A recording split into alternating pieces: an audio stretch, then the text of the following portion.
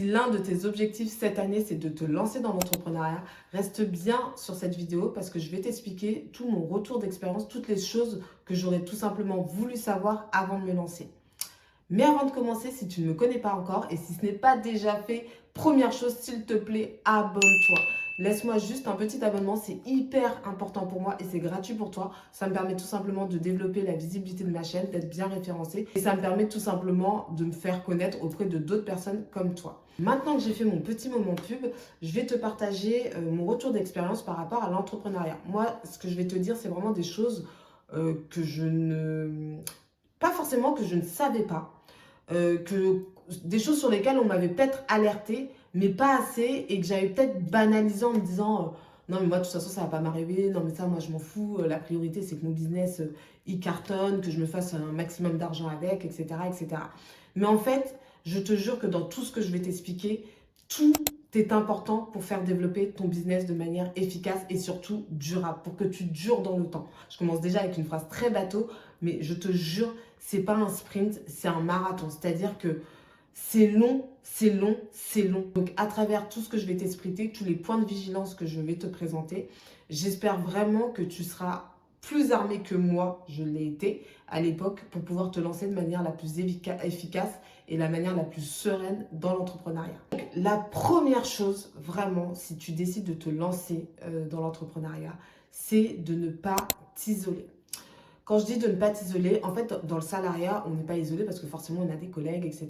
Donc, on est entouré. Sauf, tu me diras, si tu es chauffeur Uber, bah, tu es tout seul, etc. Mais voilà, on va mettre à part ces quelques métiers où tu es vraiment tout seul. Mais dans le salariat, c'est vrai que tu as l'habitude d'être entouré, de manger ou pas avec tes collègues, mais tu vois du monde. Voilà. Si tu te lances dans l'entrepreneuriat et que tu fais un business qui n'est pas physique, un business où tu as juste besoin de parler à tes clients et personne d'autre, et que tu peux parler à tes clients uniquement en visio, c'est très très important que tu apprennes à sortir de chez toi et à ne pas rester isolé. Et quand je dis sortir de chez toi, ça passe par plusieurs choses.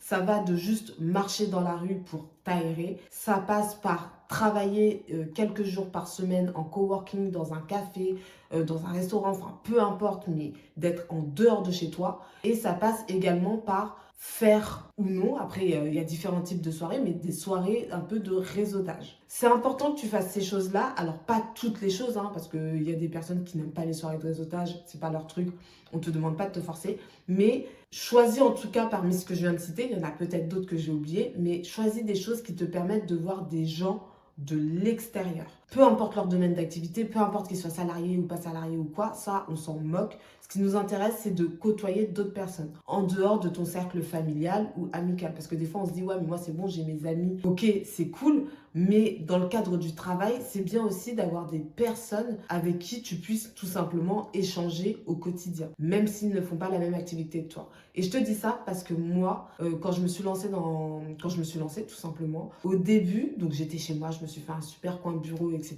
Donc j'étais super contente. Et en fait, franchement, après ça m'a pris beaucoup de temps, mais au bout d'un moment, j'étais pas bien. J'étais pas bien et je comprenais pas pourquoi. Et en fait, c'est en parlant avec une amie qui me dit, mais regarde, finalement, tu es tout le temps enfermé chez toi, du lundi au vendredi. Tu es enfermé chez toi, tu vas juste chercher tes enfants et tu les ramènes. C'est normal que tu pètes un plomb chez toi, que tu te sentes pas bien, que... Tu vois, moi, je me sentais pas bien à un moment donné. Et en fait, c'est juste venu de ça. Donc, ce que j'ai fait, c'est que je me suis inscrite dans un espace de coworking et j'ai tout de suite senti la différence. Tout de suite. Mais que ce soit au niveau état d'esprit, mindset, au niveau de mes énergies, au niveau de mon attitude, enfin, j'étais beaucoup plus souriante, beaucoup plus... j'étais mieux. Je me sentais tout simplement mieux parce que je voyais des gens. Alors, au début, je parlais à personne parce que je connaissais personne. Et puis, au fur et à mesure, tu sais, tu fais des conversations, les conversations se créent, les rencontres se font, et puis c'est des gens que tu vois à l'extérieur, moi c'est des gens avec lesquels je suis toujours en contact, ça fait super plaisir, et franchement moi ça m'a fait un bien fou. C'est pas lié directement à mon business, mais c'est lié directement à mon environnement de travail, et ton environnement de travail, aussi cocooning qu'il peut être seul, tout le temps seul, au bout d'un moment, c'est quelque chose qui peut te rendre marteau. Donc vraiment, premier conseil, ne t'isole pas. La deuxième chose, alors pareil, on le dit beaucoup, la phrase bateau, bateau, bateau, bateau. Quand tu vas être entrepreneur, tu travailles, tu vas plus compter tes heures, tu travailleras beaucoup plus que le salariat, etc. c'est vrai. Ceux qui te vendent les je travaille 3 heures par semaine, 3 heures par jour, etc. Je dis pas que c'est impossible, mais au bout d'un certain temps. Au début, tu charbonnes, tu travailles beaucoup plus. Donc oui, tu peux pas garder tes réflexes du salariat en te disant moi ma journée c'est 9h 17h et après je réponds plus, etc. Ça veut pas dire non plus que ça doit empiéter sur ta vie personnelle et que tu dois avoir un déséquilibre total entre ta vie pro et ta vie personnelle, mais il va falloir faire certains sacrifices en termes de temps. Certains sacrifices, c'est peut-être te dire que pendant un certain moment, oui, effectivement, le samedi matin, si tu peux, tu as la possibilité, tu vas travailler. Parce que tu sais que c'est au moment-là, ta famille, tes proches, ils dorment. Donc toi, tu en profites pour aller travailler. Et voilà, tu as fini ta journée à partir de 13h. Ce que je veux dire, c'est qu'il va falloir quand même que tu aies le goût du sacrifice au niveau de ton temps horaire, vraiment. Chose qu'on n'a pas forcément quand on est salarié. En tout cas, moi, je ne l'avais pas, clairement.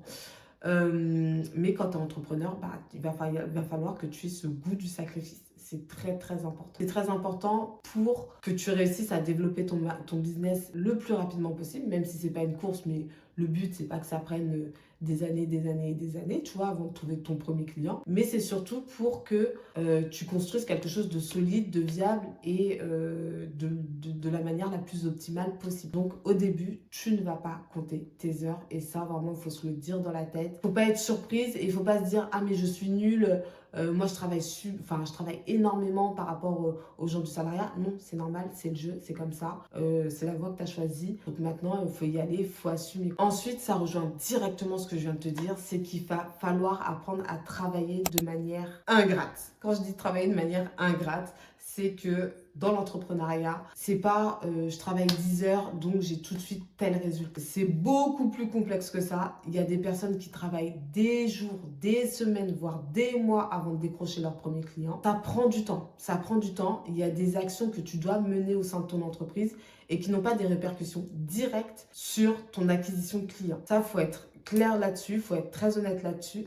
Donc, il faut savoir travailler de manière ingrate, c'est-à-dire te dire ouais, j'ai charbonné toute la semaine, mais peut-être que ça va tout simplement pas marcher. Les actions que tu vas mettre en place pour lesquelles tu as travaillé ne vont pas marcher tout de suite, ou ne vont pas marcher tout court. Donc, il va falloir que tu refasses, que tu te réajustes, que tu testes, que tu fasses, que tu testes, que tu fasses, que tu testes, que tu fasses. Et donc, c'est ça que j'appelle le travail ingrat, c'est que tu n'auras pas tout de suite la bonne formule. Tes actions ne vont pas tout de suite payer, mais ça finit toujours par payer pour les personnes qui ne lâchent pas. Et c'est vraiment ça le plus important, c'est de se dire, ok, ça n'a pas fonctionné, j'ai pas les résultats à la hauteur du travail que j'ai réalisé, mais je sais que ça finira par payer parce qu'en fait, ok, c'était pas ce chemin-là, donc du coup, j'en ai déjà mis un de côté. Et ainsi de suite, et ainsi de suite, et ainsi de suite, jusqu'à ce que tu trouves le bon chemin, la bonne stratégie pour que ton travail, tous les fruits de ton travail paye enfin. Ensuite, l'autre chose qu'il faut vraiment faire quand tu te lances dans l'entrepreneuriat, c'est d'avoir une feuille de route. Une feuille de route, un plan d'action, des to-do list, des objectifs. Tout ça, c'est méga important. Parce qu'en fait, déjà, il est hors de question, vraiment, c'est la plus grosse erreur que tu pourrais faire. C'est de te lever le matin, d'être sur ton bureau et de ne pas savoir par où commencer, de ne pas savoir quoi faire. Ça, surtout pas. Si vraiment tu t'es déjà lancé par exemple et que tu es déjà dans cette dynamique, c'est que tu n'es pas organisé, c'est qu'à un moment donné, tu n'as pas de plan d'action, tu n'as pas de feuille de route en fait, tout simplement. Et c'est méga important parce que cette feuille de route, c'est ce qui va te donner tout simplement la vision et les objectifs que tu vas atteindre. Et de ces objectifs-là, tu vas pouvoir en déduire les actions qui sont nécessaires à réaliser de manière hebdomadaire, quotidienne, etc. Et ces actions-là, elles vont te créer tes to-do list. Et donc toi, en tant que nana hyper organisée, la veille pour le lendemain, tu sais toujours ce que tu dois réaliser. Donc tu arrives au bureau, tu es déjà ultra efficace, ultra productif parce que tu sais que étape 1, je fais ça, étape 2, je fais ça, étape 3, je fais ça, et ainsi de suite. Et puis tu analyses tes résultats en fin de semaine, et ainsi de suite, et ainsi de suite. C'est vachement important que tu sois dans cette dynamique-là parce que si tu navigues à l'aveugle, comme c'est un peu le cas dans le salariat, parce que finalement, dans le salariat, on nous prend sur un poste. Alors, on nous présente toujours la vision globale, mais des fois, c'est très, très, très éloigné des actions que nous, on réalise. Mais on le fait parce que c'est notre taf, tout simplement. Seulement, le problème dans l'entrepreneuriat, c'est que t'as pas de chef. C'est que t'as personne pour te dire, faut que tu travailles. T'as personne qui va te dire, faut que tu fasses cette action parce qu'elle est super importante, parce que derrière, il va se passer ça, ça, ça, ça, ça. Vraiment, prends tout de suite le réflexe de te dire, ok, je veux me lancer dans telle activité, voici mes objectifs, objectif 1, objectif 2, objectif 3. Voilà comment je vais faire. Je vais faire pour y arriver le premier mois, le deuxième mois, le troisième mois. Et voici les actions hebdomadaires que je vais devoir mettre en place, sur lesquelles je vais devoir travailler. C'est ce qui va te permettre d'avancer et d'être hyper discipliné, parce que comme je te le dis, dans l'entrepreneuriat, bah, tu le sais, hein, parce que pour la plupart, tous ceux qui se sont lancés dans l'entrepreneuriat, c'était surtout pour plus avoir de patron sur la tête.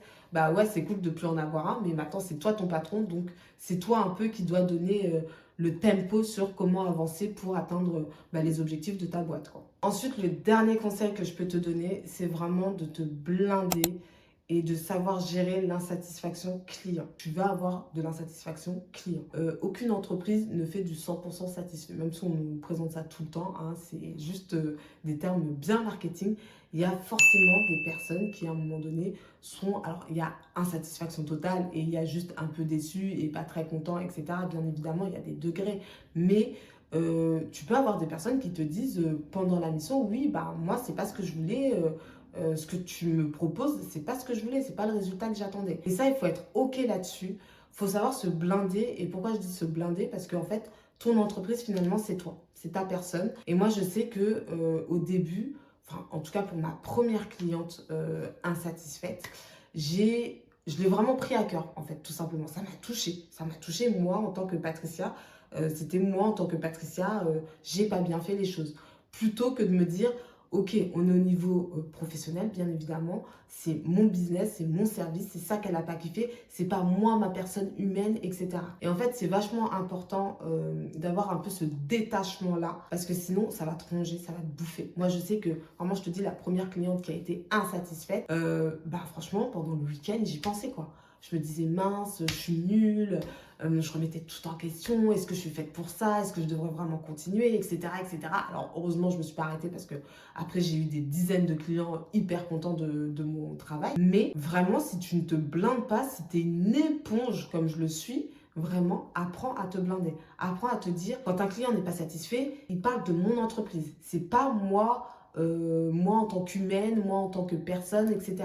Rien à voir. Il parle de mon entreprise et du service qui a été proposé. En marquant cette distance-là, même si le résultat reste le même pour ton client, toi, ça te permet aussi de réfléchir, de prendre de la hauteur déjà et de réfléchir sur comment tout simplement gérer cette insatisfaction-là. Parce que si tu es que dans l'émotionnel en mode non mais elle n'est pas contente de moi, je suis nulle, etc. Nanani, nanana, en face de toi, tu as quand même un client qui attend des réponses, qui attend un geste, qui attend quelque chose de toi, tu vois. Donc vraiment, apprends à gérer cette insatisfaction-là et à te blinder face à ça. C'est vraiment la chose la plus importante qu'il va falloir que tu apprennes à faire au fur et à mesure. Voilà, en tout cas, j'espère que cette petite vidéo t'aura plu. Si ce n'est pas déjà fait, je t'invite à t'abonner et à me laisser un petit like. Si tu veux d'autres vidéos de ce type-là, n'hésite pas à me le dire en commentaire. Des vidéos un peu style retour d'expérience. Franchement, moi, je kiffe faire ça. Et nous, on se retrouve très vite dans une prochaine vidéo.